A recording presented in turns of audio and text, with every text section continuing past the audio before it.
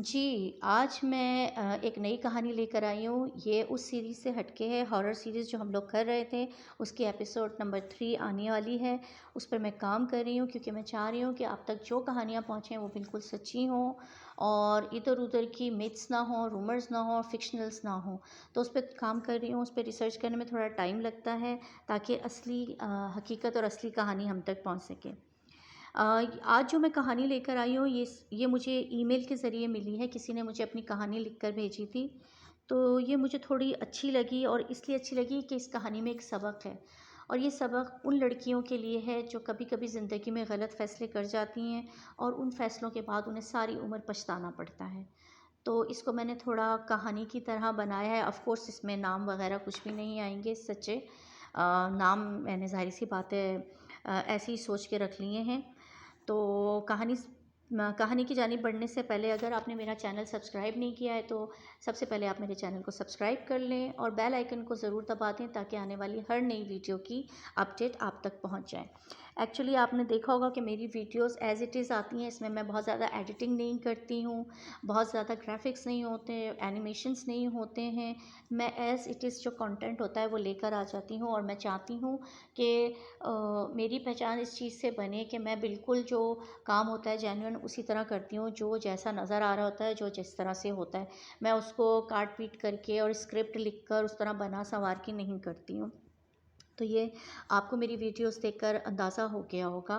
तो बस जो मेरे मन में होता है मैं वही बातें करती हूँ और इसीलिए मैं अक्सर थोड़ा गड़बड़ा भी जाती हूँ, कुछ अल्फाज इधर-उधर भी हो जाते हैं, तो प्लीज़ उसको बेयर कर लिया उसको इग्नोर कीजिएगा क्योंकि मैं आपको पहले ही बता चुकी हूँ मैं स्क्रिप्ट लिख के बिल्कुल काम नहीं करती हूँ। तो अब हम कहानी की तरफ चलते हैं। रात के 2:30 बज रहे थे। उसका दिल तेज़ी से धड़क रहा था। धक, धक, धक। ऐसा लग रहा था जैसे दिल सीने से बाहर आ जाएगा। वो बार बार अपने माथे पे आए हुए पसीने को साफ कर रही थी। उसने साइड में पड़े अपने बैग को देखा। उसमें ज़्यादा तो सामान नहीं था लेकिन फिर भी उसने ज़रूरत की 2-4 चीज़ें रख ली थीं। साथ वाले कमरे में उसकी अम्मी अब्बू और हुरिया सो रहे थे। साइड वाले कमरे में उसके भाई और इसके साथ वाले बिस्तर पे इसकी बहन।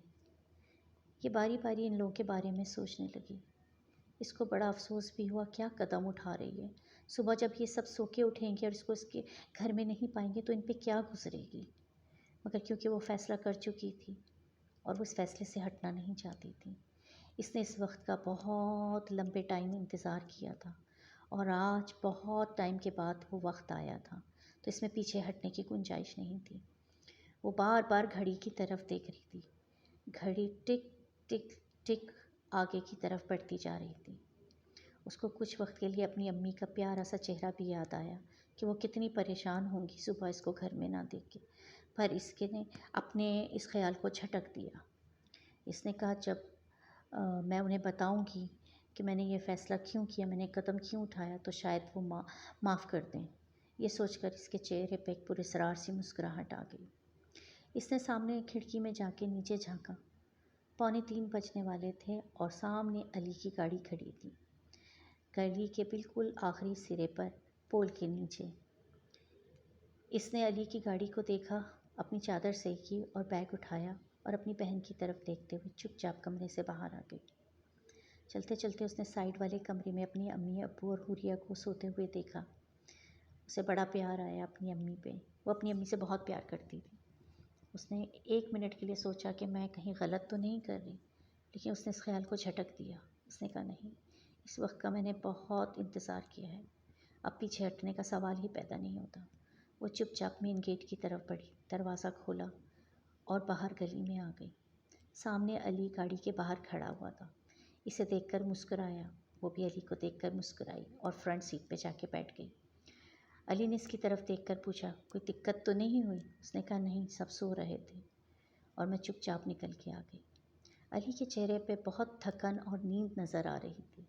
वो अली की तरफ देखकर मुस्कुराने लगी। उसने अली से पूछा अब कहाँ चलना है, कुछ सोचा है, कोई जगह दिमाग में है?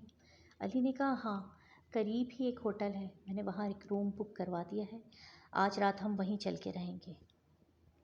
उसने इकरार में गर्दन हिलाई और गहरी सोच में डूब गई। وہ اپنے گھر والوں کا سوچ رہی تھی کہ جن کی جوان بچیاں گھروں سے بھاگ جاتی ہیں ان کے دلوں پہ کیا گزرتی ہے. وہ اس کیفیت کو، اس ساری فیلنگز کو محسوس کر رہی تھی. تھوڑی سی دیر میں ہی اسے ساری چیزوں کا اندازہ ہو گیا تھا، لیکن وہ جانتی تھی کہ وہ اپنے گھر والوں سے کتنا پیار کرتی ہے. جب وہ انہیں ساری حقیقت بتائے گی تو وہ بھی اس سے ناراض نہیں ہوں گے. یہ سوچ کر اس کے چہرے پہ ایک مسکراہٹ آ گئی. قریبی ہوٹل تھی، وہ ہوٹل پہنچے، دروازہ کھولا، سامان رکھا. علی نے کہا میں بہت تھکا ہوا ہوں اور سونا چاہ رہا ہوں، تم بھی سو جاؤ. اس نے بھی اقرار میں گردن ہلائی اور سو گئی. صبح اس کی آنکھ موبائل کی بیل پہ کھلی. اس نے دیکھا اس کی امی کی ہی کال تھی. اس نے اٹھایا اور نیند سے بھری ہوئی آواز میں کہا ہیلو. اس کی امی نے کہا کہاں ہو تم نے بتایا بھی نہیں، پورے گھر میں تمہیں صبح سے ڈھونڈ رہی ہوں، کہاں ہو تم؟ اور گڑیا رو رو کے پاگل ہو گئی ہے کہ ماما کہاں ہے، ماما کہاں ہے، ماما کہاں ہے. وہ مسکرائی اور اس نے کہا پیاری امی آپ کو پتہ تو ہے، میں نے آپ کو بتایا تو تھا، بھول گئی تھیں کیا؟ میں نے کہا تھا نا کہ میں ایک دن ایسا ضرور کروں گی. اس کی ماں کے چہرے پہ مسکراہٹ آ گئی. اس نے کہا کتنی بڑی ہو گئی ہو، ایک بچی کی ماں ہو، مگر تمہارا یہ بچپنا، یہ بھی کوئی مذاق تھا، یہ بھی کوئی کرنے کی ایڈونچر چیز تھی، کچھ ایسا تھا کہ تم نے ضرور کرنا تھا. خیر کب تک گھر آ رہی ہو؟ تو اس نے کہا بس علی سو کے اٹھ جائیں تو بس ہم آتے ہیں. اس کی امی نے کہا ٹھیک ہے ہم انتظار کر رہے ہیں، جلدی گھر واپس آؤ. اور یہ کہہ کے فون بند کر دیا. علی کی آنکھ کھلی. علی نے کہا کیا ہوا، امی کا فون تھا؟ اس نے کہا امی کا فون تھا، کہہ رہی ہیں حوریہ نے رو رو کے سارا گھر سر پہ اٹھا لیا ہے. وہ مسکرانے لگا. اس نے کہا تمہارا بچپن آنا، یہ بھی کوئی خواہش تھی کہ مجھے گھر سے بھگاؤ؟ میری بڑی خواہش تھی کہ میں گھر سے بھاگوں، اور گھر سے بھاگی وہ بھی اپنے شوہر کو. اور مجھ جیسے شوہر کو دیکھو تم نے، میں بھی تمہاری مدد کرنے کے لیے تیار ہو گیا. کیا ملا یہ ساری ایڈونچر کر کے؟ تو وہ مسکرانے لگی. اس نے کہا نہیں کچھ ملنے کی بات نہیں تھی، بس میں ایک اس وقت کو، اس سمے کو فیل کرنا چاہ رہی تھی کہ کیا گزرتی ہے اس تھوڑے سے وقت میں. اس کہانی کو سنانے کا یہ میرا جو مقصد تھا، جو میرا مطلب تھا، وہ یہی تھا کہ لڑکیاں جلد بازی میں اور جذبات کی رو میں آ کے بہت سارے ایسے غلط فیصلے کر جاتی ہیں جس کی وجہ سے ساری زندگی انہیں پچھتانا پڑتا ہے. تو میری ان لڑکیوں سے، چاہے وہ کسی بھی دھرم کی ہوں، کسی بھی ریلیجن کی ہوں، کہیں کسی بھی کنٹری سے ان کا تعلق ہو، تو ان کو چاہیے کہ اپنی وہ خواہشیں، اپنے وہ جذبات سنبھال کے رکھیں. اپنے شوہر کے لیے آپ اپنے شوہر کو اپنی ساری فیلنگز بتائیں، جو آپ کرنا چاہتی تھیں، جو آپ کرنا چاہتی ہیں. وہ انشاءاللہ تعالیٰ اگر اچھا ہوگا، سمجھدار ہوگا تو وہ آپ کا ساتھ دے گا، نہ کہ اس سے چھپا کے کچھ غلطیاں کریں. اور وہ لڑکیاں جو ٹائم پاس کرتی ہیں ادھر ادھر، ان کو چاہیے کہ وہ ساری چیزیں اپنے شوہر کے لیے، اپنے ہسبینڈ کے لیے سنبھال کے رکھیں. وہ اس کی خواہشوں کے ضرور احترام کرے گا. اس کہانی کا ایک مقصد ایسا بھی تھا کہ جو لڑکیاں یہ سوچے سمجھے بغیر قدم اٹھا لیتی ہیں کہ گھر سے بھاگ جاتی ہیں، ان کو نہیں پتہ پیچھے گھر میں کیا گزرتی ہے، تو ان کو چاہیے کہ وہ ایسی حرکت نہ کریں.